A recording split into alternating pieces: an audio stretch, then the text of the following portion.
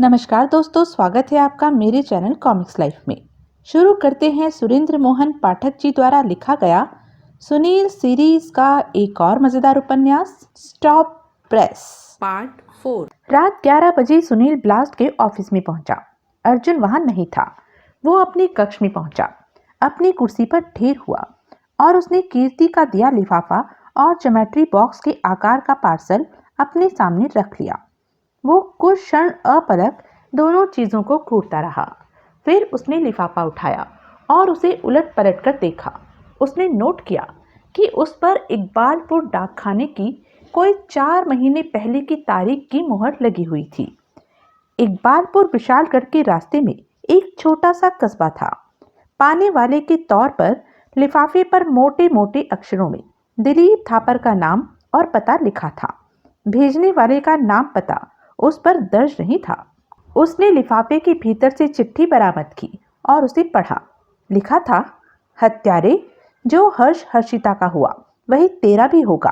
आंख के बदले आंख, जान के बदले जान, यही खुदाई इंसाफ है। खुदा ही तेरा इंसाफ करेगा। बहुत जल्द तू जहन्नुम रसीद होगा। अब इंतजार कर उस दिन का। जल्लाद। उसने चिट्ठी को पलटा तो दूसरी तरफ पेंसिल से लिखा पाया, उल्हास मकवाना, वार्ड नंबर 5, मकान नंबर 11, इकबालपुर, जिला विशालगढ़। चिट्ठी में ये बात काबिले गौर थी कि वो दिलीप थापर के नाम थी, लेकिन वो कीर्ति के अधिकार में थी। क्या थापर के नाम आई चिट्ठी कीर्ति ने अपने अधिकार में लेकर खोल ली थी और थापर को उसकी खबर ही नहीं की थी, या थापर ने चिट्ठी पढ़कर उसे सौंप दी थी? चिट्ठी में उल्हास मकवाना का कहीं नाम नहीं था, तो फिर कीर्ति को कैसे मालूम था कि वो चिट्ठी भेजने वाला उल्हास मकवाना था? शायद हर्षिता के जिक्र से और चिट्ठी की खतरनाक भाषा से उसने ऐसा अंदाजा लगाया था। उसे उल्हास मकवाना का पता कैसे मालूम था? एक बार चिट्ठी का लेखक उल्हास मकवाना को तस्लीम कर लेने के बाद अपने सवाल का जवाब उसने खुद ही दिया। वो पता मालूम करना इतना मुश्किल काम तो नहीं था। आखिर वो शख्स थापर की पहली बीवी का बाप था। उसने चिट्ठी को वापस लिफाफे में धकेलकर लिफाफा एक और रख दिया और फिर पैकेट की तरफ आकर्षित हुआ। क्या था उसमें? वजन के लिहाज से वो गत्ते का डिब्बा मालूम होता था, जिस पर भूरा कागज चढ़ाकर उसे ऊपर से सैलो टेप द्वारा सील कर दिया गया था। वो कुछ क्षण पैकेट को उलटता पलटता रहा। फिर उसने सिगरेट को एश ट्रे में झोंका और एक ब्लेड की सहायता से उसने उसे यूं खोला कि बाद में उसे बंद करके टेप पर नया टेप चढ़ा दिया जाता तो किसी को खबर न लगती कि उसे खोला गया था। डिब्बा गत्ते का ही निकला, जिसे खोलने के बाद उसने बड़े उत्सुक भाव से भीतर झांका। सिल्क का कपड़ा। उसने उसे डिब्बे से बाहर खींचकर खोला तो पाया कि वो कपड़ा वस्तुतः सिल्क की एक हैंड पेंटेड टाई थी। उस पर पेन द्वारा झील किनारे का दृश्य उकेरा गया था, जिस पर एक अधनंगी युवती बड़ी सेक्सी पोज में खड़ी दिखाई दे रही थी। नीचे एक कोने में AKA लिखा हुआ था। AKA, also known as what? या वो टाई पर सीनरी बनाने वाले कलाकार के हस्ताक्षर थे? उसने टाई एक और रखी और फिर डिब्बे के भीतर झांका। तस्वीरें। उसने डिब्बे को मेज पर उल्टा तो 2 तस्वीरें बाहर आ गिरी। उसने बारी बारी दोनों का मुआयना किया। पहली तस्वीर एक कड़क जवान युवती की थी, जिसकी शक्ल सूरत तो मामूली थी, लेकिन जिसकी कसर उसके बनाने वाले ने उसे सांचे में ढली फिगर देकर पूरी कर दी थी। युवती के साथ एक पुरुष था, जिसने एक हैट अपने चेहरे के सामने यूं किया हुआ था कि उसकी सूरत उसके पीछे छुप गई थी। पृष्ठभूमि में एक 3 मंजिल इमारत थी, जिस पर टंगे एक बोर्ड पर बड़े बड़े अक्षरों में लिखा हुआ था, होटल न्यू हेवन, इकबालपुर। दूसरी तस्वीर पहली तस्वीर के एक भाग का एनलार्जमेंट थी और उसमें सिर्फ पुरुष द्वारा पहनी हुई टाई चित्रित थी। उसने एनलार्जमेंट का सामने पड़ी टाई से मिलान किया तो पाया कि वो हूबहू तस्वीर वाली ही टाई थी। क्या मतलब था उन तस्वीर का और उस टाई का? उसने तस्वीरें रख दी और टाई उठाकर बड़ी बारीकी से फिर उसका मुआयना किया तो टाई की उल्टी तरफ एक कपड़े का बिल्ला लगा पाया, जिस पर लिखा था Empire store, commercial street, Vishalgarh. अब सवाल ये था कि ऐसा क्या था उन चीजों में जो डायनामाइट साबित हो सकता था, जो कीर्ति के लिए शर्म का बायस बन सकता था, जो उसकी जिंदगी तबाह कर सकता था। पता नहीं क्या माजरा था। उसने तस्वीरों को और टाई को वापस डिब्बे में रखकर उसे बंद किया और फिर पैकेट और चिट्ठी वाला लिफाफा दोनों अपने कोट की भीतरी जेब में रख लिए। तभी अर्जुन ने वहां कदम रखा। सुनील ने घड़ी पर निगाह डाली तो पाया कि 11:30 बज चुके थे। क्यों भाई? सुनील भुनभुनाया। ये वक्त है तेरे आने का? क्या हुआ इस वक्त को? अर्जुन उसके सामने एक कुर्सी पर ढेर होता हुआ बोला। ग्रहण लग गया क्या? कहाँ था अब तक? यहाँ था, वहां था, बस ये पूछो कि कहाँ नहीं था। वो पूछने की जरूरत नहीं मेरे जिगर के टुकड़े। मुझे मालूम है कि तू कहाँ नहीं था। तू यहाँ नहीं था। अब तो हूँ। हाँ, शुक्र है। बधाई अभी दे रहा हूँ। लड्डू सुबह बांटूंगा। लड्डू? अर्जुन ने मुंह बिगाड़ा। वो तो हुक्के जैसी आउटडेटेड चीज है। गुरुजी, अगर बधाई देनी है तो किसी तीखी, तुर्श, इनकलाब जिंदाबाद चीज के जरिए दीजिए। ये क्या चीज हुई? ये वही चीज हुई जो आपकी मेज के दाईं ओर के सबसे नीचे के दराज में बंद है। मेरे कलेजे की ठंडक, जो काम तुझे तनख्वाह की एवज में करना है, उसके लिए तुझे रिश्वत चाहिए? तौबा, आपकी बोतल में से एक घूंट भर लिया तो वो रिश्वत हो गई? अभी भर नहीं लिया, भरेगा। पहले कुछ मुंह से फूट। ठीक है, ऐसे ही सही। पहले तुम्हें यही फूटता हूं कि नम्रता रिहा हो गई है। और मुझे मालूम है, आगे फूट। लाश का पोस्टमार्टम हो गया है और वो थापर की मां को सौंप दी गई है। सुबह 8 बजे अंतिम संस्कार होगा। अर्जुन एक क्षण ठिठका और फिर बोला। पोस्टमार्टम ने इस बात की तस्दीक की है कि थापर पिछली रात 11 और 12 के बीच मरा था। और ये कि हेडक्वार्टर में प्रेस प्रतिनिधियों के चले जाने के बाद आपके खासुल खास इंस्पेक्टर प्रभुदयाल में और सरकारी वकील ढींगरा में खूब गर्मा गर्मी हुई थी। वजह विक्रम सूरी के नाम से जानी जाती है। विक्रम सूरी? सुनील हड़बड़ाकर सीधा हुआ। उन्हें क्या मालूम उसके बारे में? हो गया है मालूम। कैसे? कीर्ति से को बुलवाया? नहीं, दास्ताने विक्रम सूरी सुनाने एक लड़की हेडक्वार्टर पहुंची थी। उसी ने पुलिस को बताया था कि वो आदमी विक्रम सूरी मकतूल की बेवा का यार था और कत्ल के बाद से उसी ने कीर्ति को अपने विकी की डिक्की के नाम से जाने जाने वाले कॉटेज में छुपाया हुआ था। वो लड़की कौन थी? नाम मालूम है? हाँ, मरियम डिसूजा। ओह, आप जानते हैं उसे? हाँ। तो वो मुखबरी करने पुलिस हेडक्वार्टर पहुंच गई? हाँ। विक्रम सूरी को तो फिर पुलिस ने पकड़ मंगवाया होगा? अभी नहीं। सरकारी वकील ढींगरा उसकी फौरन गिरफ्तारी के हक में नहीं, जबकि प्रभुदयाल उसे फौरन गिरफ्तार करना चाहता था। इसी बात को लेकर उसमें और प्रभुदयाल में तू मैं हुई थी। तकरार में जीत किसकी हुई? वक्ती तौर पर तो ढींगरा की ही हुई, क्योंकि प्रभुदयाल सूरी की गिरफ्तारी को थोड़ी देर के लिए मुलतवी करने के लिए मान गया था। सरकारी वकील उसकी गिरफ्तारी क्यों नहीं चाहता? क्योंकि वो विक्रम सूरी को, कीर्ति के बॉयफ्रेंड को, तुरुप के पत्ते की तरह कीर्ति के खिलाफ इस्तेमाल करना चाहता है। वो कीर्ति के ट्रायल के दौरान बड़े ड्रामेटिक अंदाज से सूरी को एकाएक कीर्ति के सामने खड़ा करना चाहता है और ये स्थापित करना चाहता है कि सूरी से आशनाई की वजह से कीर्ति ने अपने पति का कत्ल कर दिया था। आई सी। सूरी अगर फौरन गिरफ्तार हो जाता तो कल के अखबारों में उसकी गिरफ्तारी की और कीर्ति से आशनाई की खबर निश्चित रूप से छपती। तब सरकारी वकील का तुरुप का पत्ता खेल शुरू होने से पहले ही पिट जाता। और इंस्पेक्टर प्रभुदयाल आपसे बहुत खफा है। क्यों? मैंने क्या किया है? आपको बेवा के यार की खबर थी, लेकिन आपने पुलिस को उस बाबत कुछ न बताया। कैसे बताता? कब बताता? प्रभुदयाल ने तो मुझे खदेड़कर हेडक्वार्टर से भगाया था। वो मुझे वहां रुकने देता तो मैं कुछ बताता ना। ये सब आप प्रभुदयाल को ही कहिएगा, मेरे लिए तो ये फारसी है। ये सब कैसे जाना तूने?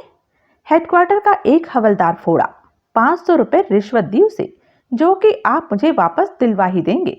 उसी ने सारी कथा सुनाई। और और फिलहाल बस।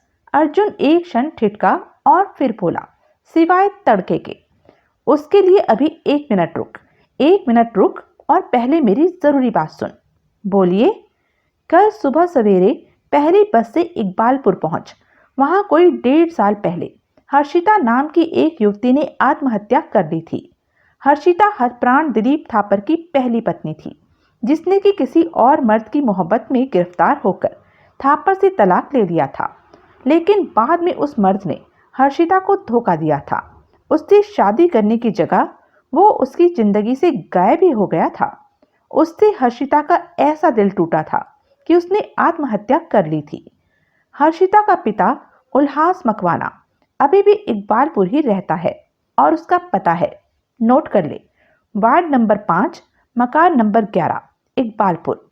तूने स्थानीय लोगों से पूछताछ करके या वहां के किसी लोकल अखबार के दफ्तर में जाकर ये मालूम करना है कि हर्षिता ने किन हालात में आत्महत्या की थी और उसका वो प्रेमी कौन था जो उसे धोखा देके भाग गया था।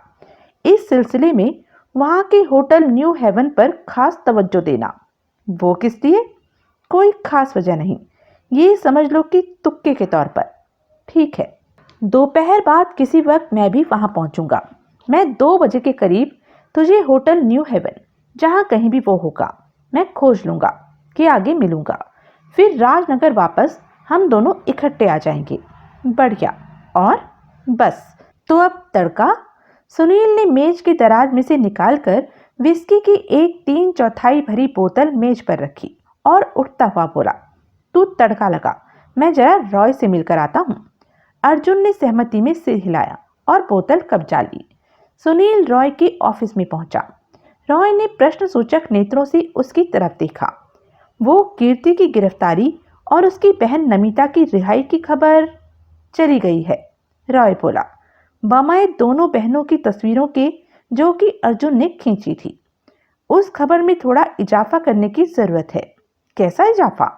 उसमें इस बात का जिक्र नहीं है कि वो कहाँ छुपी हुई थी, यानी कि मैंने उसे कहाँ से बरामद किया था। कहाँ से बरामद किया था? सुनील ने उसे विक्रम सूरी की बाबत, उसके कॉटेज विकी की डिक्की की बाबत और उसके मकतूल की बीवी से अफेयर की बाबत बताया। ये तो बड़ी अहम न्यूज़ है, रॉय बोला, और तुम इसे दबा के बैठे हुए हो। पहले मेरा किसी से वादा था कि जब तक पुलिस खास तौर से जोर देकर नहीं पूछेगी, मैं उन्हें विक्रम सूरी के बारे में कुछ नहीं बताऊंगा। अब क्यों बता रहे हो? इसलिए बता रहा हूँ क्योंकि यह बात पुलिस को पहले ही मालूम हो चुकी है, मेरे बिना बताए। जो बात पहले ही आम हो चुकी है, अब उसको छुपाए रखने का कोई फायदा नहीं। तुमने पुलिस को इस विक्रम सूरी की बाबत कुछ नहीं बताया था? न, नौबत ही नहीं आई थी। रिपोर्ट तैयार है? नहीं, अभी करूंगा। कब करोगे? जब पेपर छप जाएगा। मैं अभी करता हूँ। जो करना है यहीं बैठकर करो, मैं प्रेस रुकवा कर आता हूँ। ठीक है।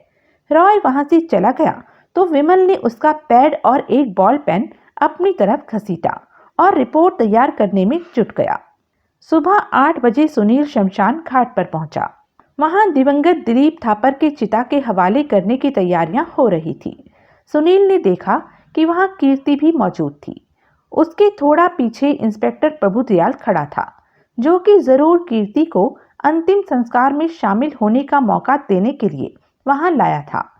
कीर्ति के अलावा उसे जो परिचित चेहरे वहां दिखाई दिए वे थे उसकी दोनों बहनें, मकतूल की मां लाजवंती थापर उर्फ चाई जी, विवेक वर्मा और डॉक्टर निगम। सुनील उनके करीब पहुंचा। उसने आंखों ही आंखों से कीर्ति को खेद प्रकाश किया और फिर हौले से प्रभुदयाल के कंधे को छुआ। क्या है? प्रभुदयाल अप्रसन्न स्वर में बोला, जरा इधर आओ, तुम्हें एक जरूरी बात कहनी है। प्रभुदयाल एक क्षण को हिचकिचाया और फिर सुनील के साथ भीड़ से परे एक पेड़ की ओट में पहुंच गया। क्या है? वो बोला, हेडक्वार्टर का कल शाम की गहमा गहमी में मैं तुम्हें ये नहीं बता पाया था कि कीर्ति को मैंने कहां से बरामद किया था। रिपोर्टर साहब, प्रभुदयाल सख्ती से बोला, मेरा दिल तो ये था कि तुम्हारी इस कोताही वजह से मैं तुम्हें गिरफ्तार करके हेडक्वार्टर बुलवाता, लेकिन मैंने तुम्हारा लिहाज किया। माई बाप, ये तो आप खामखा मेरा पुलंदा बांधने पर तुले हैं। आप भूल रहे हैं कि आप ही वो शख्स थे जिसने मुझे वहां से चलता हो जाने को कहा था। कहा था क्या? जिद की थी, सख्त ऑर्डर दिया था। तुम्हें लौट के आना चाहिए था। मैं आया था। सुनील साफ झूठ बोलता हुआ बोला। लेकिन आप तो थे नहीं वहां। तकरीबन कितने बजे? यही कोई 9 सवा 9 बजे। मेरे पास इकलौता थापर वाला ही केस नहीं है। मैं एक और केस की तफ्तीश के लिए गया हुआ था। तभी तो मैं आपको अब सब बताने को तैयार हूं। अब क्या फायदा? अब तो बात मुझे वैसे ही मालूम है। अच्छा, कैसे मालूम हुई? हुई किसी तरह से। पुलिस के पास अपने मतलब की बातें जानने के कई जरिए होते हैं। कीर्ति से कुबुलवाया? कुबुलवाया नहीं, लेकिन जो कुछ हमें पहले से मालूम था उसकी कीर्ति से तस्दीक कराने की कोशिश जरूर की तस्दीक उसने? नहीं, उसने तो विक्रम सूरी का जिक्र आते ही चुप्पी साध ली और फिर मेरे डराने धमकाने पर भी उसने जुबान खोल कर न दी। कत्ल की बाबत क्या कहती है वो? यही कि कत्ल उसने नहीं किया। मैंने उसे ये तक समझाया कि अगर वो कबूल कर ले कि उसने आत्मरक्षा के लिए अपने पति पर गोली चलाई थी तो वो छूट भी सकती थी। लेकिन उसकी ये ही जिद थी कि कत्ल से उसका कुछ लेना देना नहीं था और विक्रम सूरी से उसका कोई अफेयर नहीं था। वो महज उसका फ्रेंड था। विक्रम सूरी की पोजीशन क्या है इस वक्त? छुट्टा घूम रहा है हमारे सरकारी वकील ढींगरा की जिद की वजह से। वो उस आदमी को कोर्ट में कीर्ति के खिलाफ एकाएक एक सरप्राइज विटनेस के तौर पर पेश करना चाहता है और ये दावा करना चाहता है कि उन दोनों की आशनाई थापर की मौत का कारण बनी थी। अब तो उसकी ये मंशा पूरी नहीं हो सकेगी। क्यों? क्योंकि वो संभावित सरप्राइज विटनेस सूरी अब कोई राज नहीं रहा। उसकी बाबत तो अब सारा शहर जानता है, सारा मुल्क जानता है। कैसे जानता है? प्रभु दयाल तनिक झल्लाया। और साफ जवाब दो, पहेलियां ना बुझाओ। उसकी बाबत आज के ब्लास्ट में सब कुछ छपा है। सुनील, जो उसकी एकाएक भड़क उठने की अपेक्षा कर रहा था, यह देखकर बड़ा हैरान हुआ कि भड़कने की जगह प्रभु दयाल खुश दिखाई देने लगा था। गुड, वो संतुष्टिपूर्ण स्वर में बोला। क्या गुड है इसमें? अब वो सरकारी वकील मुझे सूरी के खिलाफ कोई कदम उठाने से नहीं रोक पाएगा। अब जबकि बात आम हो चुकी है तो रोकने से क्या हाथ आएगा उसके? वही तो, अब मैं इस बीवी के यार को बड़े आराम से गिरफ्तार कर लूंगा। वो पहले ही कहीं खिसक गया तो? क्या मतलब? आज का अखबार पढ़कर उसे भी तो मालूम हो जाएगा कि उसके कीर्ति से प्रेम संबंधों की पोल खुल चुकी थी। फिर क्या वो गिरफ्तार होने के लिए बैठा रहेगा अपनी विकी की डिक्की में? भाग जाए, बेशक भाग जाए। प्रभु दयाल बड़े इत्मीनान से बोला। फिर मैं उसको फरार घोषित करवा दूंगा और उसके खिलाफ वारंट गिरफ्तारी जारी करवा दूंगा। मुझे फरार अपराधी को गिरफ्तार करके ज्यादा खुशी होगी। वो ऐसा फरार हुआ कि ढूंढे न मिला तो भी देख लेंगे कहाँ जाता है बच के। रिपोर्टर साहब, कानून के हाथ बहुत लंबे होते हैं, समझे? जी हाँ, समझा। लेकिन मेरी राय में अगर बाहें लंबी होती तो ज्यादा कारगर नतीजे निकलते। प्रभु दयाल मुस्कुराया और तत्काल संजीदा हो गया। आखिर वो शमशान घाट पर खड़ा था। तुम्हें? फिर वो बोला। खबर कैसे लगी विक्रम सूरी की? बस इत्तेफाक से लग गई। सुनील बोला। जैसा वो आदमी सुनने को मिला उसकी रूह में मुझे लगा कि कीर्ति उसके पास पनाह पाए हो सकती थी। वो वहीं निकली। कल जब तुम हेडक्वार्टर आए थे, जबकि तुम्हें नमिता से बात करने का मौका दिया गया था, तब तुम्हें सूरी की खबर थी या बाद में हुई थी? बाद में हुई थी। या दौरान हुई थी? दौरान? नमिता से वार्तालाप के दौरान? क्या बात करते हो कृपा निधान? आप एक एक अक्षर तो सुन रहे थे उस वार्तालाप का। अगर नमिता की जुबानी मुझे कुछ मालूम हुआ होता तो क्या वो आपको न मालूम हुआ होता? मैं सुन सकता था, देख नहीं सकता था। तुम दोनों में कोई इशारेबाजी चली हुई होती तो मुझे उसकी खबर कैसे लगती? कैसे लगती?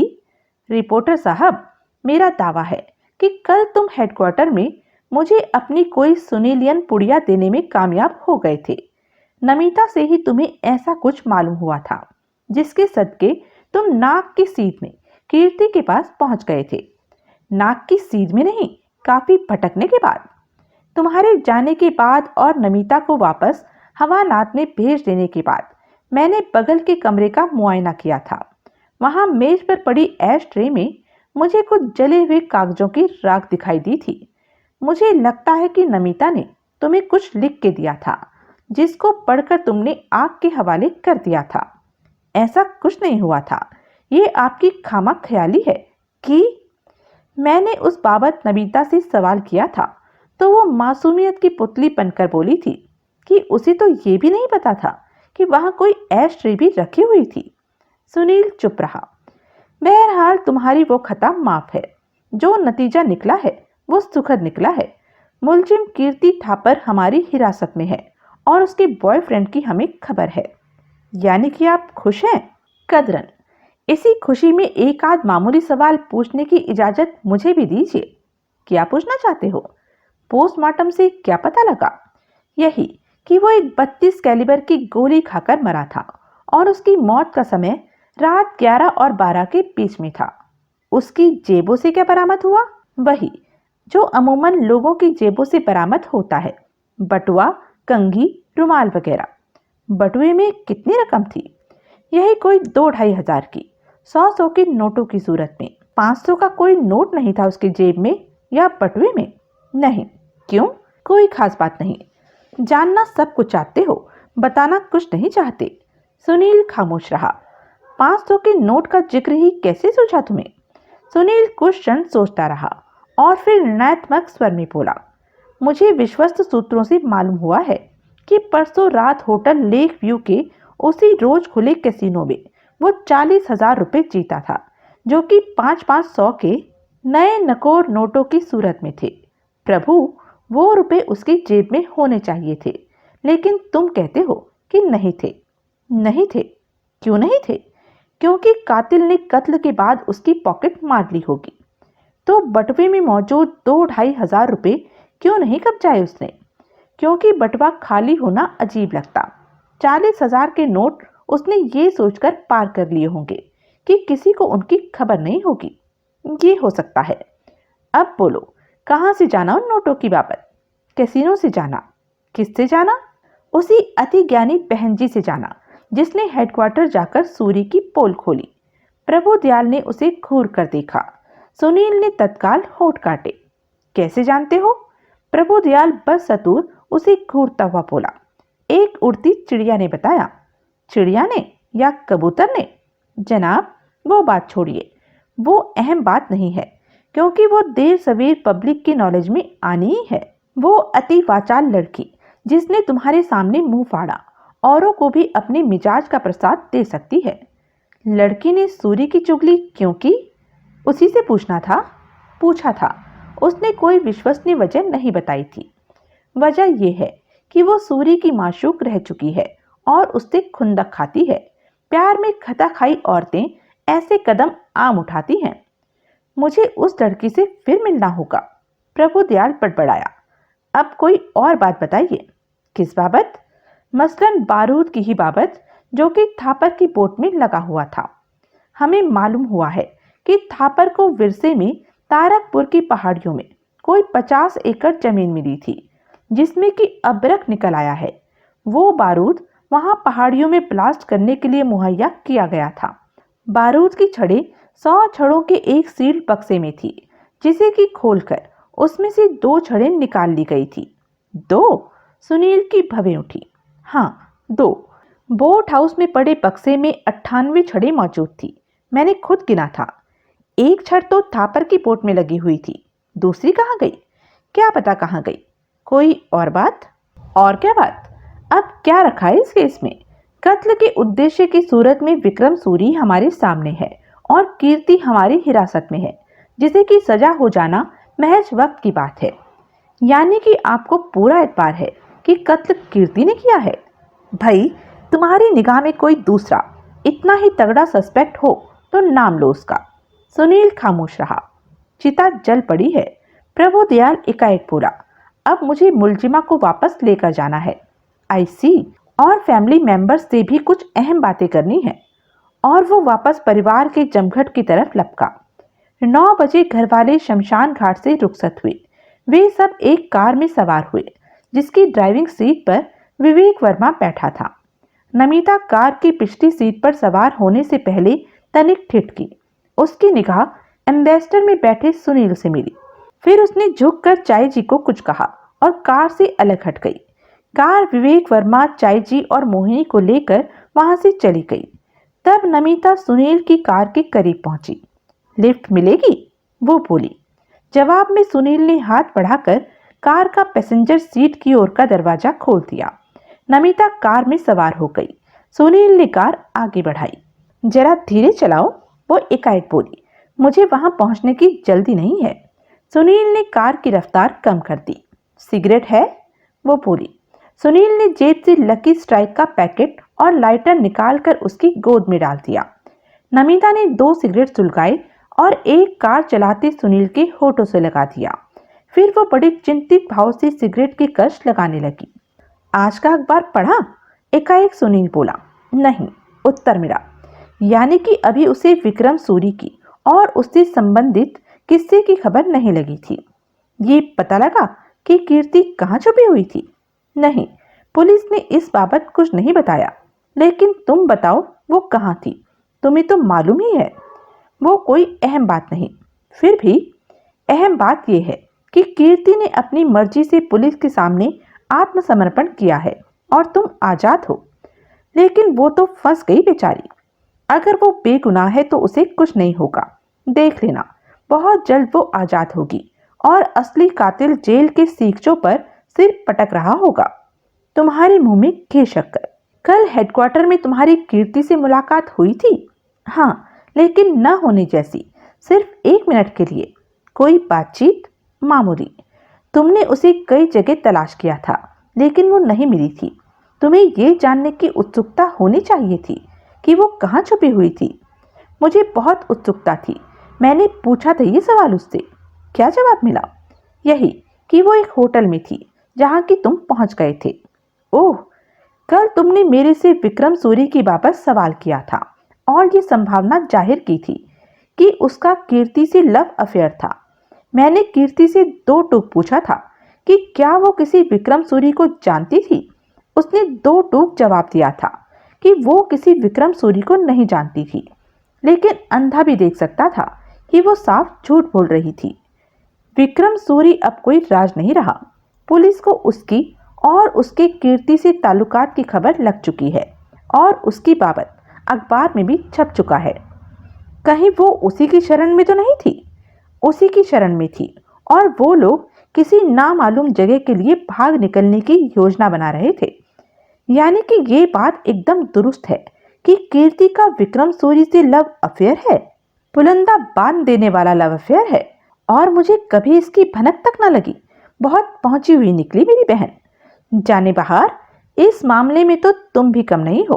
क्या मतलब? क्या कीर्ति को खबर है कि तुम विवेक वर्मा से फिट हो? Fit? Full, like hand in glove. तुम ये कहना चाहते हो कि मेरा विवेक से अफेयर है? क्या नहीं है? नहीं है। फिर तो मैंने सपना देखा होगा। कैसा सपना? तुम्हारा और विवेक वर्मा का सपना। सपने में मुझे दिखाई दिया था कि तुम वर्मा की बाहों में थी और वो भाव विह्वल होकर नमिता मेरी जान भज रहा था। नॉनसेंस, वो मुंह बिगाड़ कर बोली। जब मैंने कह दिया कि मेरा उससे अफेयर नहीं है तो? यानी कि जैसे लोग अभिवादन में नमस्ते कहते हैं, हाथ मिलाते हैं, वैसे तुम गले लगती हो। यही पुलंदा बांध देने वाला तरीका है तुम्हारा, लोगों से राम सलाम का। ओह, ले ऑफ नाउ। ओके, तुम कहते हो कि पुलिस को भी विक्रम सूरी की खबर है। कैसे लगी? तुमने बताया? नहीं, मैंने नहीं बताया। मैंने उससे वादा किया था कि मैं अपनी जुबानी सूरी का जिक्र नहीं करूंगा। तो कैसे मालूम हुआ पुलिस को? किसी और शख्स के जरिए जिसने की मुखबरी की। सूरी की एक एक्स माशूक उसके उस झील वाले कॉटेज के बारे में जानती थी जहां की कीर्ति छुपी हुई थी। उसने अखबार वालों को भी बताया? नहीं, पुलिस ने? उन्होंने भी नहीं। फिर अखबार में सूरी की बाबत कैसे छपा? सब अखबारों में नहीं छपा, सिर्फ मेरे अखबार में छपा, ब्लास्ट में। तुम्हारी मेहरबानी से।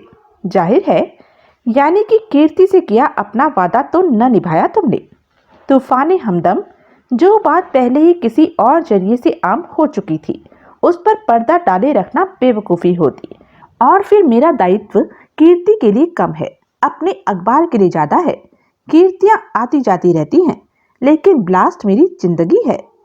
यानी कि वादा खिलाफी तुम्हारे लिए एक सहज स्वाभाविक प्रक्रिया है, तुम्हारी आदत है। पहले मेरे से वादा खिलाफी की। मैंने तुमसे कोई वादा नहीं किया था। फिर कीर्ति से वादा खिलाफी की। कीर्ति से मेरा वादा कंडीशनल था। सुनील तनिक झुंझलाकर बोला, मैंने ये नहीं कहा था कि मरता मर जाऊंगा, लेकिन अपनी जुबान नहीं खोलूंगा।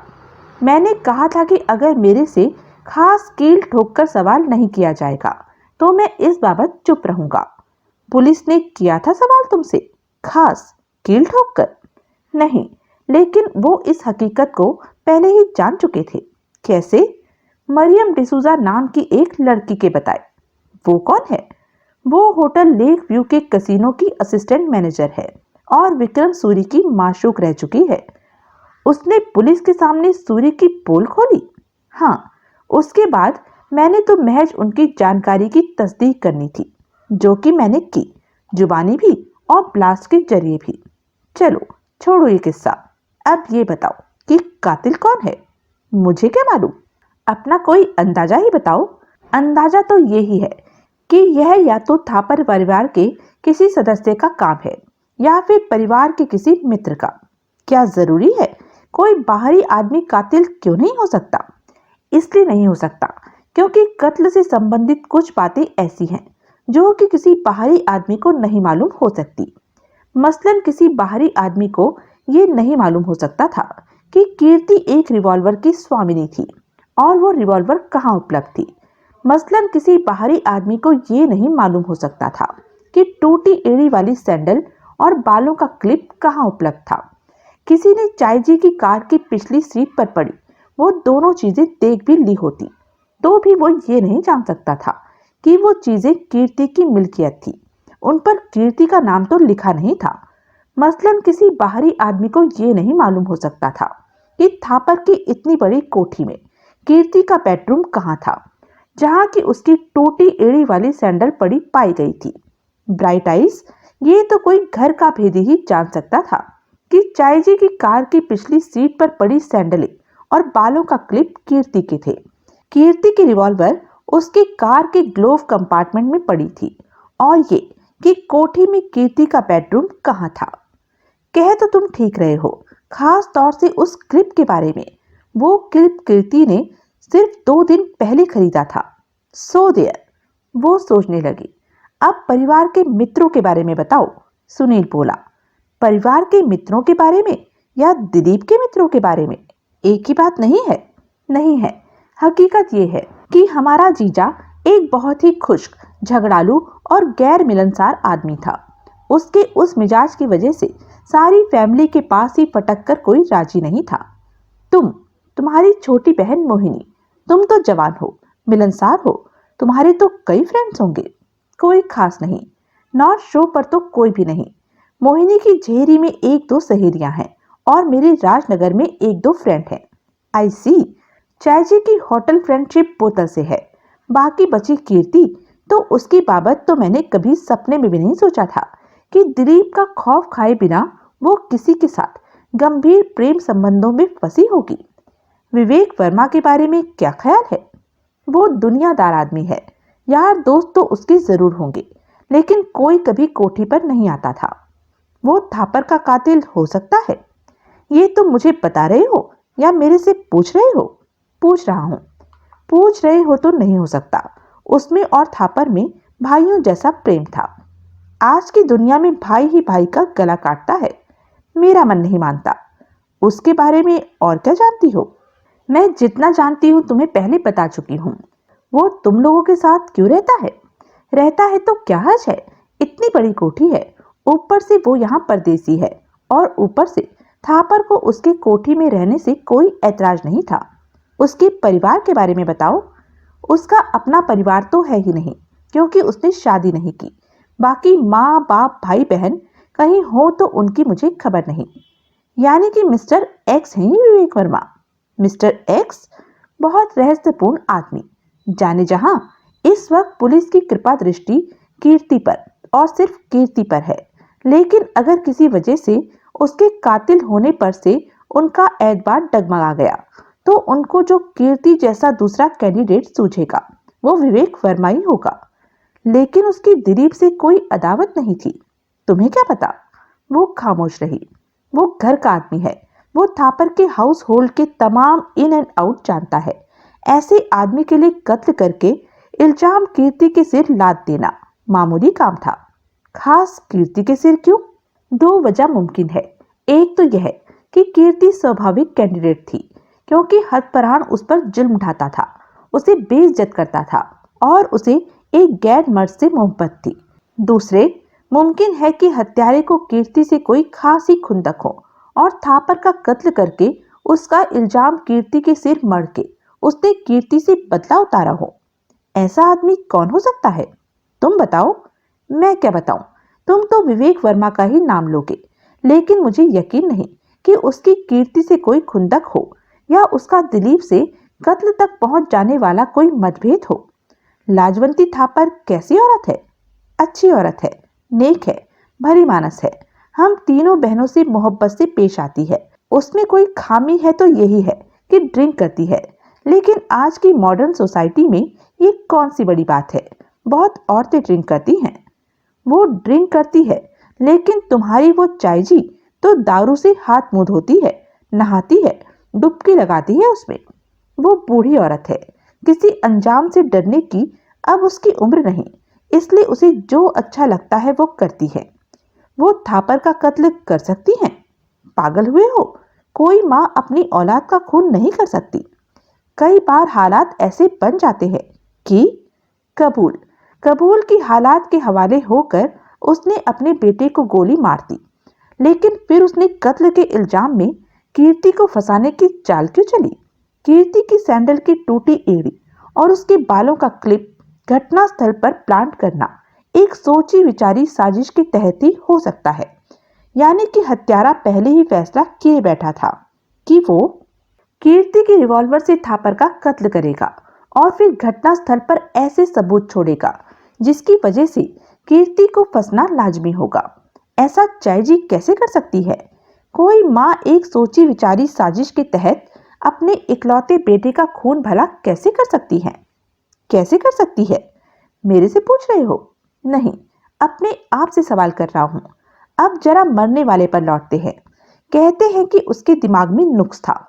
पागल तो नहीं था, अलबत्ता ताव बहुत जल्दी खाता था। छोटी मोटी बात पर भी ऐसा बिफरता था जैसे तबाही बरपा देना चाहता हो। ऊपर से उसका लाइफस्टाइल भी ऐसा था जैसा कि किसी सनकी का ही हो सकता है। क्या मतलब? जैसे उसका मोटर बोट ड्राइविंग से लगाव था। बहुत लोगों का होता है। वैसा नहीं होता होगा जैसा दिलीप का था।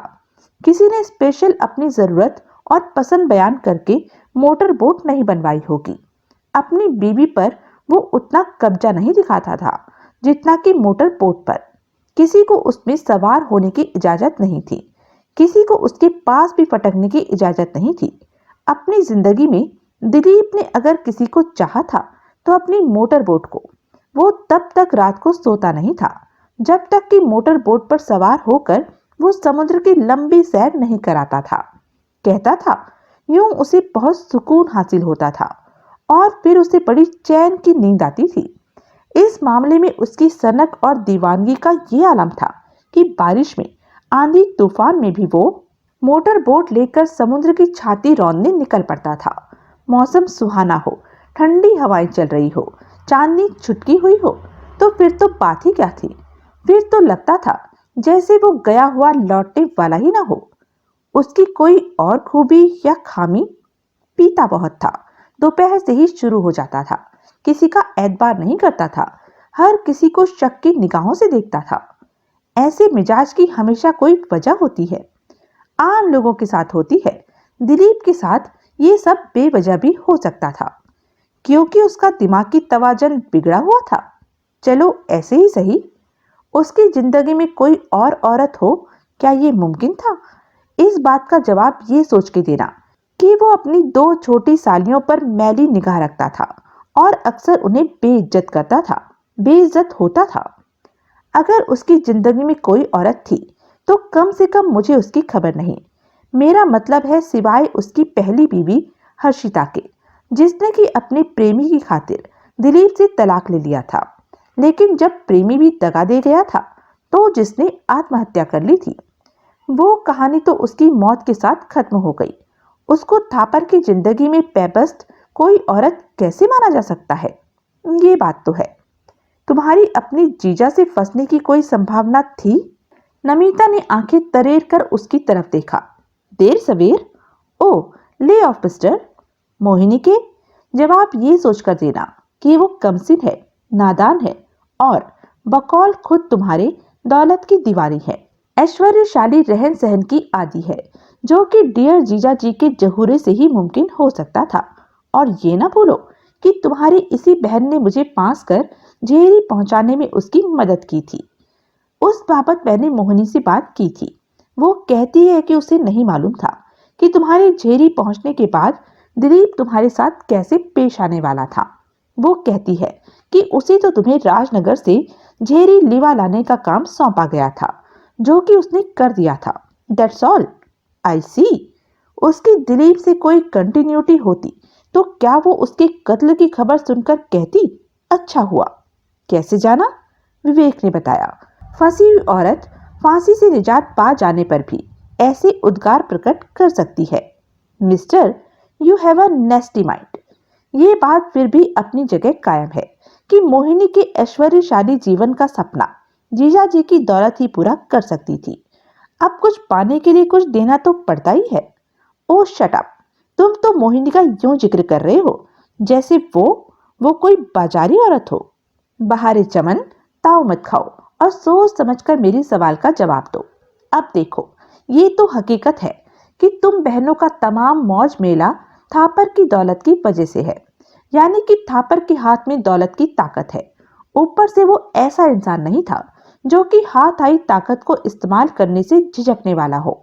ऐसा शख्स अगर मोहिनी को ये दो टूक धमकी देता कि या तो वो उस पर मेहरबान हो या फिर चलती फिरती नजर आए, तो मोहिनी क्या करती? वो थापर पर मेहरबान होती या चलती फिरती नजर आती? दिलीप उसे हासिल करने की बहुत कोशिशें कर चुका था, लेकिन कभी कामयाब नहीं हुआ था। वो कोशिशें अहम खाना वक्ती जोशो जुनून का नतीजा थी, झपट्टा मारने जैसी थी।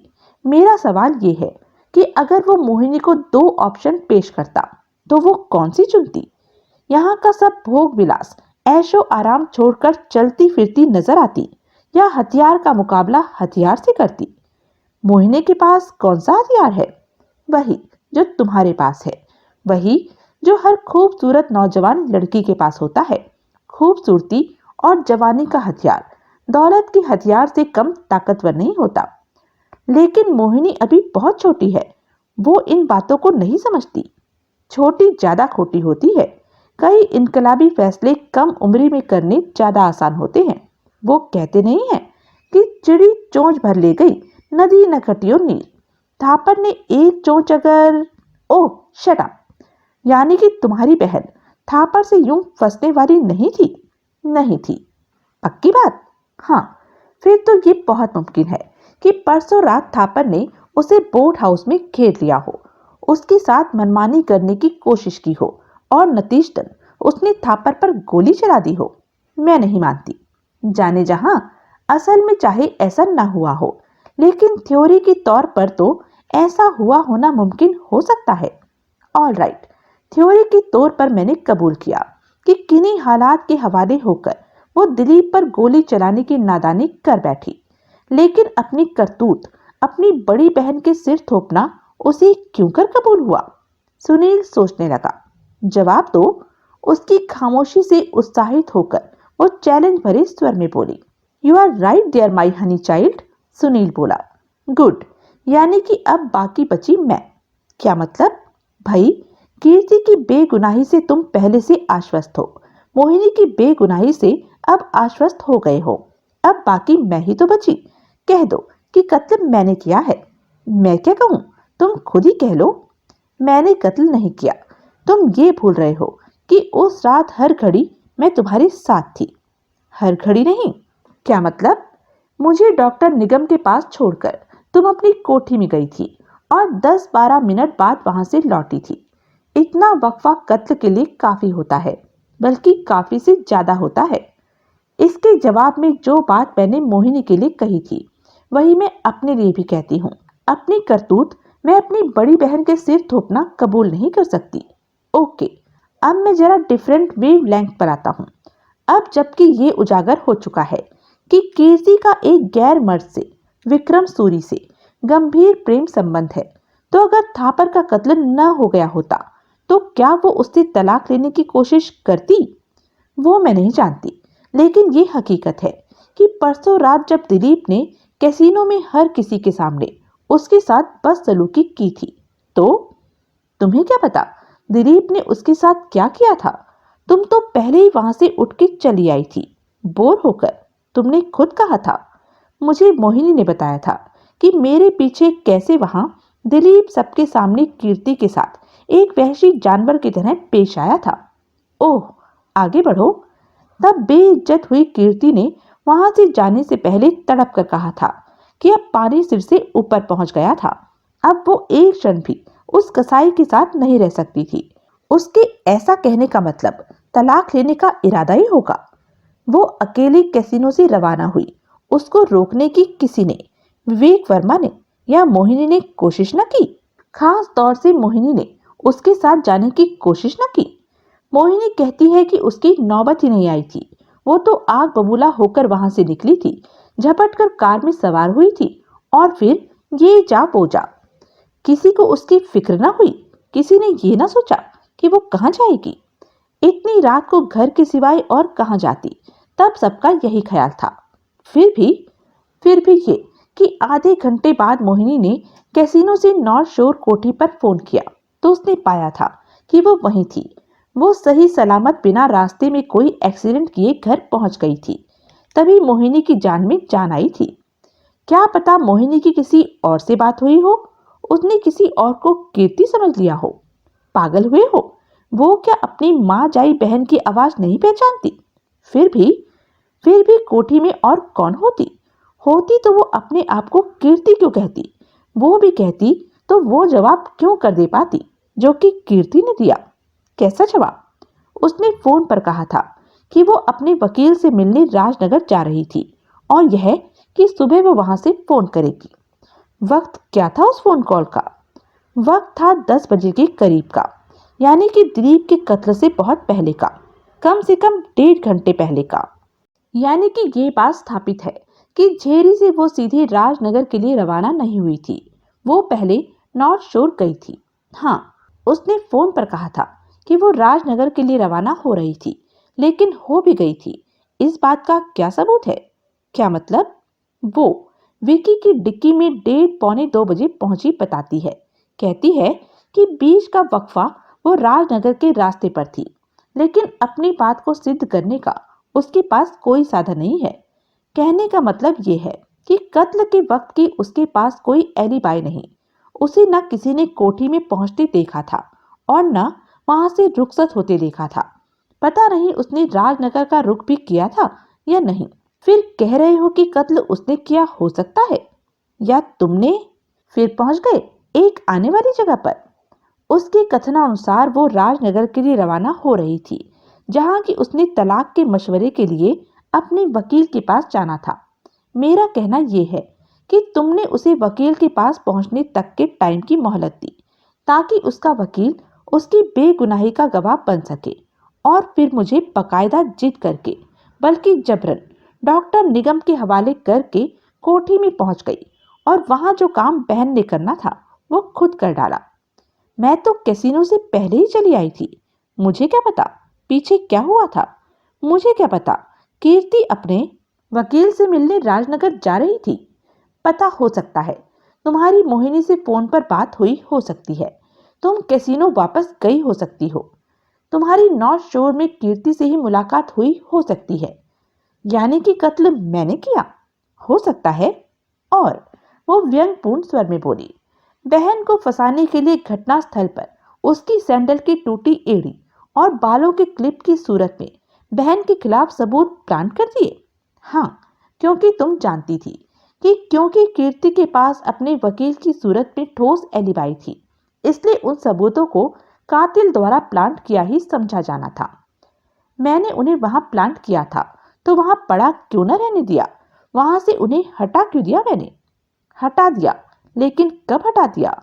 मुझे उनके दर्शन कर लेने का मौका देने के बाद, मुझे उनकी वहां मौजूदगी का गवाह बना चुकने के बाद, वो चीजें वहां से उठाकर भाग जाने के पीछे तुम्हारी मंशा ये थी कि ये समझा जाता कि तुम अपनी प्यारी प्यारी बहन की, मासूम बेगुनाह बहन की रक्षा करने को कोशिश कर रही थी। इस तरीके से तुम खुद को भी शक से बरी करा सकती थी और बहन को भी। बढ़िया, अब तुम मेरे एक सवाल का जवाब दो। पूछो। मुझे क्या सपना आया था कि झेरी में मुझे तुम मिल जाने वाले थे? इत्तेफाक से मैं कॉटेज पर न गई होती, मैंने वहां तुम पर रहम न खाया होता, तो कोठी पर तो मैं अकेली पहुंची होती। उस सूरत में सैंडल की एड़ी और बालों का क्लिप मैं वहां से हटाती, तो कौन गवाह होता है इस बात का कि वो चीजें पहले वहां मौजूद थी? तब तुम अपनी स्ट्रेटजी तब्दील कर लेती। तब तुम किसी और को उन चीजों का गवाह बनाने की कोशिश करती। मसलन किसे? चाय जी को? नहीं, उसे तो नहीं। वो तो तब तक कीर्ति के बेडरूम में मुर्दों से शर्त लगाकर सोई पड़ी थी। तो और किसे? अपने पड़ोसी डॉक्टर निगम के बारे में क्या ख्याल है? क्या मतलब? तुम उसे ये कहकर बुलाकर लाती कि बोट हाउस से अजीब अजीब आवाजें आ रही थी, जरूर वहां कोई चोर था। डॉक्टर निगम बोट हाउस में पहुंचता, लाश बरामद करता, और फिर वो तमाम ड्रामा तुम उसकी मौजूदगी में करती, जो कि तुमने मेरी मौजूदगी में किया था। मिस्टर, तुम तो बड़ी खतरनाक आदमी हो। अब तो मैं आधा खतरनाक भी नहीं हूं। अब तो मैंने सींग कटवा लिए हैं और दांत ठीक करवा लिए हैं। पहले देखती तो यकीनन बेहोश हो जाती, धड़के से मर भी गई होती तो कोई बड़ी बात नहीं थी। बातें बढ़िया करते हो, और मुझे आता क्या है? वो खामोश रही। कहने का मतलब ये है कि जहां तक थ्योरी का सवाल है, ये काम तुम तीनों बहनों में से किसी का भी हो सकता है। और अब सुनील कार को थापर की कोठी के सामने रोकता हुआ बोला, इसी के साथ हमारा ये प्रोग्राम खत्म होता है। अगले हफ्ते इसी रोज इसी वक्त हम आपसे फिर मिलेंगे। तब तक के लिए हमें आज्ञा दीजिए। नमस्कार। घर में मातम का माहौल न होता तो मैं बहुत जोर से हंसती। फिलहाल धीरे से हंस लो, ताकि फूल नहीं तो कलियां झड़ती तो देख ही लूं मैं। बोट हाउस में कोई है? एकाएक वो बोली। कैसे जाना? सुनील बोट हाउस की दिशा में निगाह उठाता हुआ बोला। उसके सामने एक अजनबी मोटरसाइकिल खड़ी है और उसका दरवाजा खुला है। अभी भीतर से आती आहट भी मुझे मिली थी। मुझे तो नहीं मिली थी। तुम बिजी थे, तुम रेडियो प्रोग्राम दे रहे थे। तुम यहीं ठहरो, मैं देखता हूँ। मैं भी चलती हूँ। नहीं, पहले मुझे देखने दो। कोई गड़बड़ हो तो शोर मचा देना। ठीक है। सुनील कार से निकला और लपकता हुआ बोट हाउस पर पहुंचा। वहां वाकई कोई था। वो एक भारी भरकम आदमी था, जो कि थापर की बोट में से उसकी डीजल की टंकी उठा रहा था। करीब ही बोट हाउस के फर्श पर एक और टंकी पड़ी थी। हेलो, सुनील बोला। कौन हो तुम? मैकेनिक हूं, थान सिंह नाम है। आप कौन हैं? क्या कर रहे हो? देखते जाइए, अभी पता चलता है। उसने उठाई हुई टंकी फर्श पर रखी, वहां रखी दूसरी टंकी उठाई और उसे बोट में यथास्थान फिट करने लगा। जो टंकी निकाली है, सुनील बोला, उसमें क्या खराबी है? कोई खराबी नहीं, जवाब मिला। तो बदल क्यों रहे हो? वो टंकी मेरी है, जो कि मैंने थापर साहब को तब तक के लिए उधार दी थी, जब तक कि बोट मैन्युफैक्चरर के पास से नई टंकी नहीं आ जाती थी। अब नई टंकी आ गई है, इसलिए मैं अपनी टंकी उठा रहा हूँ और उसकी जगह नई टंकी फिट कर रहा हूँ। उठा रहे हो क्या मतलब? ये टंकी इंजन के साथ कनेक्ट नहीं हुई हुई थी? नहीं हुई हुई थी। क्यों? आप इतने सवाल क्यों पूछ रहे हैं? आप क्या पुलिस के महकमे से हैं? मैं फैमिली फ्रेंड हूँ। जो कुछ तुम कर रहे हो उसकी पुलिस को खबर है? कैसे होगी? मेरा पुलिस से क्या वास्ता? ये मौकाए वारदात है। ये वो जगह है जहां थापर साहब का कत्ल हुआ था। पुलिस को तुम्हारी या किसी की यहाँ छेड़छाड़ पसंद नहीं होगी। मैंने क्या किया है? मैं क्या कर रहा हूँ? मैं तो सिर्फ वो काम कर रहा हूँ जिसे करने का मेरे पास ऑर्डर है। किसका? थापर साहब का। और किसका? क्या किस्सा है? टंकी लीक कर रही थी, जिसकी वजह से उन्होंने मुझे यहाँ बुलाया था। कब? परसों। यानी कि कत्ल वाले दिन? हाँ, लेकिन सवेरे। मैं उनके बुलाने पर सुबह 11 बजे यहाँ आया था। फिर मैंने टंकी का मुआयना किया था। उसमें लीक वाकई था। थापर साहब चाहते थे कि मैं वेल्डिंग का टांका लगाकर लीक बंद कर देता, लेकिन मैंने उन्हें समझाया था कि क्योंकि ऐसी मरम्मत मैं 2 बार पहले ही टंकी की कर चुका था, इसलिए अब भलाई इसी में थी कि टंकी बदल दी जाती। वो टंकी इतनी खस्ता हो चुकी थी कि इंजन की वाइब्रेशन से ही टांका खुल सकता था या नई जगह लीक निकल सकता था। ऊपर से थापर साहब बोट चलाते शैतानी रफ्तार से थे। उन हालात में तो टंकी मजबूत और चौकसी होनी चाहिए थी, वरना हादसा हो सकता था। फिर क्या बोले थापर साहब? उन्होंने मेरी बात समझी और मुझे नई टंकी का ऑर्डर दे दिया। मेरे को नई टंकी मैन्युफैक्चरर से मंगानी पड़नी थी, जिसमें कि वक्त लगता। तब वो बोले कि मैं तब के लिए उसकी जगह कोई स्टैंड बाई टंकी लगा दूं। मेरे पास एक पुरानी टंकी थी जो कि चौकस थी, जो कि उनकी लीक करती टंकी से तो कहीं बेहतर हालत में थी। मैं अपनी वर्कशॉप में जाकर वो टंकी ले आया था। तुम्हारी टंकी वो थी जो तुमने अभी बोट में से बाहर निकाली थी? हाँ, तुमने अभी कहा था कि ये टंकी इंजन से कनेक्ट नहीं हुई थी। हाँ, वजह? टंकी को बॉडी के साथ उसके आजू बाजू के जिन 4 पेचों से जोड़ा जाता है, उनके छेद और बॉडी के छेद एक कतार में आमने सामने नहीं आ रहे थे।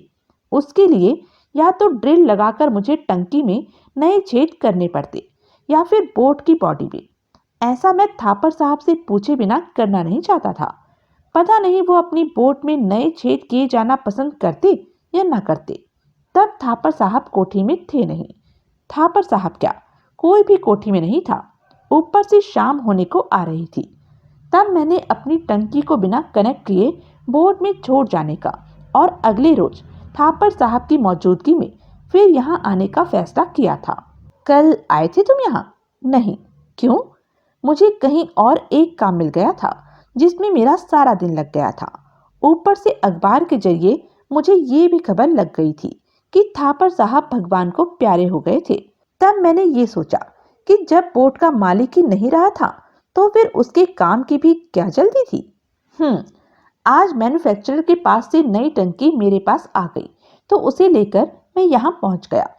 बोट का मालिक तो मर गया, अब नई टंकी का बिल कौन भरेगा? बिल भरा जा चुका है। वो बड़े धूर्त भाव से मुस्कुराया। अच्छा, किसने भरा? खुद थापर साहब ने। पूरी रकम एडवांस में हासिल होने पर ही मैंने नई टंकी का ऑर्डर दिया था। सुनील कुछ क्षण सोचता रहा और फिर बोला, यानी कि थापर साहब को इस बात की खबर नहीं थी कि जो स्टैंड बाई टंकी तुम लाए थे वो बोट में फिट नहीं थी, इंजन के साथ कनेक्ट नहीं थी। मेरे ख्याल से तो न थी और न हो सकती थी। मेरे यहाँ से फारिग होने से तो बहुत पहले वो फैमिली समेत कोठी से चले गए थे। जब ये बात उन्हें मैं नहीं बता सका था तो और कौन बताता? ठीक, लेकिन अगर वो मर न गए होते तो वो यही समझते कि तुमने स्टैंड बाई टंकी फिट कर दी हुई थी। जी हाँ, तुम्हारे वाली टंकी बोट में फिट नहीं हो सकी थी। इस बात की और किसको खबर थी? किसी को नहीं, मेरे सिवाय किसी को नहीं। यानी कि तुमने किसी से इस बात का जिक्र नहीं किया था? ना, मैं तो बस। ये क्या हो रहा है यहाँ? दोनों तत्काल आवाज की दिशा में घूमे। दरवाजे पर सब इंस्पेक्टर अनिल कपूर खड़ा था। क्या हो रहा है ये? वो कड़क कर बोला। ये टंकी मेरी है, थान सिंह हकलाता सा बोला, जिसे कि मैं वहां से निकाल रहा हूँ। क्यों निकाल रहे हो? ताकि इसे मैं अपने साथ ले जा सकूं। क्यों? क्यों जानता नहीं? यहाँ एक ब्लड हो चुका है और जहाँ ब्लड हुआ हो वहाँ कोई छेड़खानी नहीं की जानी चाहिए। ब्लड? खून? अंग्रेजी नहीं समझता? ज्यादा नहीं समझता, या वो वाली नहीं समझता। सुनील बोला, जो तुम बोलते हो। क्या मतलब? कुछ नहीं। तुम यहाँ क्या कर रहे हो? जहाँ ब्लड हुआ है वहाँ कोई छेड़खानी नहीं कर रहा। समझदारी कर रहे हो, वरना सीधा 1-2 का 12 कर देता। मेरा भी नाम अनिल कपूर वैसे ही नहीं है। सुनील खामोश रहा। और तुम? सब इंस्पेक्टर फिर मैकेनिक की तरफ आकर्षित हुआ। नाम क्या है तुम्हारा? थान सिंह, वो बोला। मैं थापर साहब के बुलावे पर यहाँ आया था। फालतू बात नहीं, फालतू बात नहीं, जो पूछा जाए उसका जवाब दो, समझे? जी हाँ। तुम बोर्ड ठीक करने वाले मैकेनिक हो? जी हाँ। थापर साहब ने बुलाया था? जी हाँ। खराबी क्या थी? डीजल की टंकी लीक करती थी।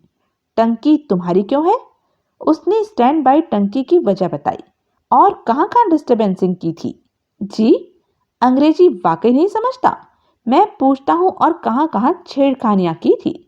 कहीं नहीं, मैंने बस सिर्फ अपनी टंकी। वापस रखो उसे, एन वैसे ही जैसे वो पहले रखी हुई थी, एन वैसे ही। 1 पर 1, 2 पर 2, 12 पर 12, समझे? जी हाँ। वो आदेश के पालन में जुट गया। पता नहीं कहाँ से आ जाते हैं। Sub inspector बड़बड़ाया। आ जाते हैं सरकारी काम में इंटरकोर्स करने, इंटरफेयर करने। सुनील बोला। दखल देने। वही, साले मैकेनिक हैं तो जाके मैकेनिस्तान में रहें जहां से कि वो आए हैं, साले। तभी नमिता वहां पहुंची। क्या हो रहा है यहाँ? वो बोली। कुछ नहीं हो रहा, सब इंस्पेक्टर शांत से बोला। सब मैंने संभाल लिया है। गुड। फिर वो सुनील की तरफ घूमकर बोली। आओ। कहाँ? सुनील बोला। कोठी में एक प्याली चाय पी के जाना। ठीक है। आप लोग चाय पीना पसंद करेंगे? मैं तो टंकी लेकर जा रहा हूँ, थान सिंह बोला। मैं ड्यूटी पर हूँ, सब इंस्पेक्टर बड़ी शान से बोला। चाय ड्यूटी को क्या कहती है? नमिता हैरानी से बोली।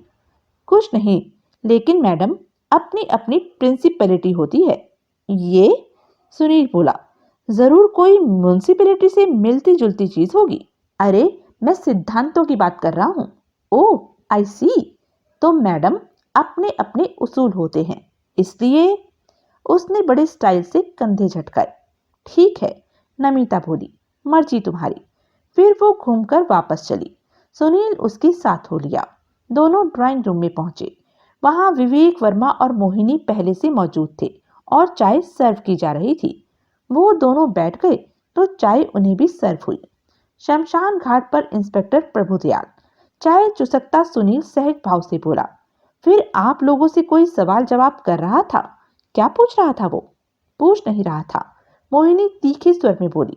बता रहा था। क्या? तुम्हारा कारनामा। और क्या? क्या मतलब? अपने कारनामे का मतलब हमसे पूछोगे? ब्राइट आइज, क्विज प्रोग्राम चालू करने का ये मुनासिब वक्त नहीं है। और फिर कारनामे तो बेनतहा है। अब मुझे कैसे पता लगे कि तुमने उनमें से कौन सा कारनामा जिक्र के लिए चुना है? वो इंस्पेक्टर पूछ रहा था। इस बार मोहिनी की जुबान चला पाने से पहले ही वर्मा बोल पड़ा कि क्या हम लोग विक्रम सूरी नाम के किसी शख्स को जानते थे? और उस शख्स के बारे में तुमने पुलिस को बताया था। इल्जाम लगाती आवाज में मोहिनी बोली। तुमने पुलिस को बताया था कि कीर्ति उस विक्रम सूरी नाम के आदमी के घर में छुपी हुई थी। बिल्कुल गलत। इंस्पेक्टर को इस बाबत मैंने आज बताया था। हकीकतन ये बात उसे पहले ही कल शाम से मालूम थी। ये बात, वर्मा धीरे से बोला, तुम्हारे अखबार में भी छपी है। आज के अखबार में, सुनील बोला। जो बात राज न रही हो उसे छुपाने से क्या फायदा? लेकिन ये झूठ है, मोहिनी बोली। क्या झूठ है? कि कीर्ति उस आदमी के साथ थी। मैं क्या अपनी बहन को जानती नहीं? वो कभी। ये झूठ नहीं है, ये सच है, हकीकत है। मोहिनी, ये ठीक कह रहा है, वर्मा बोला। वो इंस्पेक्टर खुद इस बात की तस्दीक कर चुका है। फिर भी इसे क्या जरूरत थी अपना मुंह फाड़ने की? तुम्हें क्या जरूरत थी? सुनील तीखे स्वर में बोला। मेरा कत्ल कराने को आमादा अपने जीजा की मदद करने की? क्या मतलब? परसों तुम खास अपने जीजा के लिए मुझे यहाँ के रास्ते से भटकाकर झेरी नहीं लाई थी? तब तब मुझे क्या पता था उसके मन में क्या था? पता क्या होता? ऐसी जी हुजूरी वाली किस्म वाली लड़की तो तुम नहीं हो। होती तो साली को घरवाली बनाने के लिए टक्करें न मारनी पड़ती तुम्हारी जीजा को। Oh, shut up Mohini, Namita डपट कर बोली। बिहेव। What behave? मोहिनी तमक कर बोली। I will say it again and again that this man is a traitor. इसने कीर्ति के साथ विश्वासघात किया है। इसे अपना मुंह। मोहिनी, चाय पी ली है तो उठ के अपने कमरे में जा। जाती हूँ। वो तड़प कर बोली और उसने हाथ में थमी कप प्लेट यूं मेज पर पटकी कि कप प्लेट में उछला और सुनील की छाती से आकर टकराया। ओ माय गॉड, नमिता बोली, ये लड़की तो पागल हो गई है। सुनील हड़बड़ाकर उठा और अपना कोट झटकने लगा। मोहिनी फर्श को रौंदती हुई वहां से रुखसत हो गई। कोट उतार दो, नमिता बोली। सुनील ने कोट उतारा तो नमिता ने उसे उसके हाथ से झपट लिया। मैं अभी से ठीक करके लाती हूँ, वो बोली, वरना इस पर चाय के दाग पड़ जाएंगे। इससे पहले कि सुनील विरोध में कुछ कह पाता, वो कोट के साथ वहां से यह जा वह जा। बैठो, वर्मा बोला, कोट अभी आता है।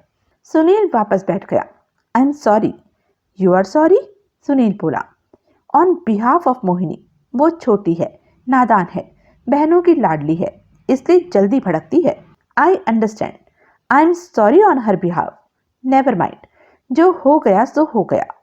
जो हो गया है, सुनील बोला, उस पर मेरा कोई जोर नहीं था। पुलिस को मैंने विक्रम सूरी की बाबत तभी बताया था जबकि इस बात की तस्दीक हो गई थी कि उन्हें किसी और जरिए से वो बात पहले ही मालूम हो चुकी थी। तभी मैंने उसे ब्लास्ट में भी छपने दिया था। विक्रम सूरी की बाबत मैं अभी भी खामोश रहता तो पुलिस की गाज मेरे ऊपर बहुत बुरी तरह से गिर सकती थी। आई अंडरस्टैंड, लेकिन तुम्हें खबर कैसे लगी उसकी? विक्रम सूरी का नाम सूझा कैसे तुम्हें? तुम उसके बारे में कुछ नहीं जानते? कतई कुछ नहीं जानता। मैं कीर्ति को इतनी अच्छी तरह से जानता हूँ कि मुझे ये करिश्मा मालूम होता है कि इतनी अहम बात की मुझे खबर नहीं लगी। खबर क्या नहीं लगी, भनक तक नहीं लगी।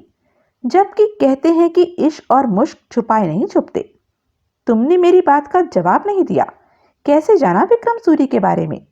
बस जान लिया किसी तरह से। फिर भी रात को सपना आया था। तुम मजाक कर रहे हो? तभी सुनील के कोट के साथ नमिता वापस पहुंची। उसने कोट सुनील को सौंपा तो सुनील ने पाया कि अब ये पता नहीं लग रहा था कि उस पर चाय कहाँ बिखरी थी। थैंक यू, वो कोट पहनता हुआ बोला। नमिता केवल मुस्कुराई। मैं अब इजाजत चाहता हूँ, नमस्ते। वो घूमा और लंबे डग भरता हुआ वहां से बाहर निकल आया।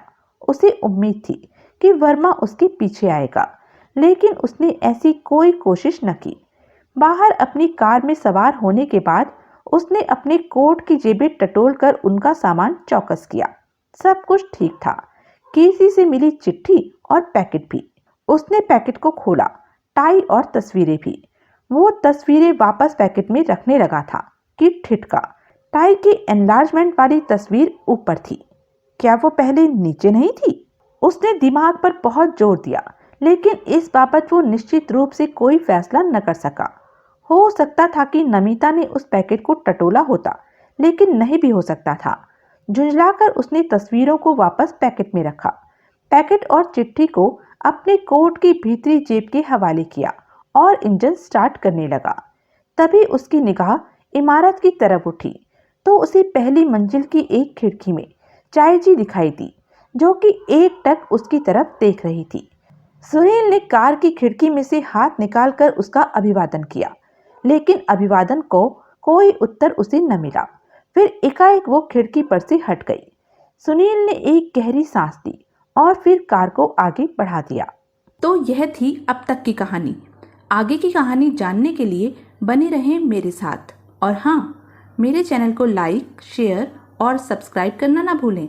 और कमेंट करके ज़रूर बताएं कि यह वीडियो आपको कैसा लगा। धन्यवाद।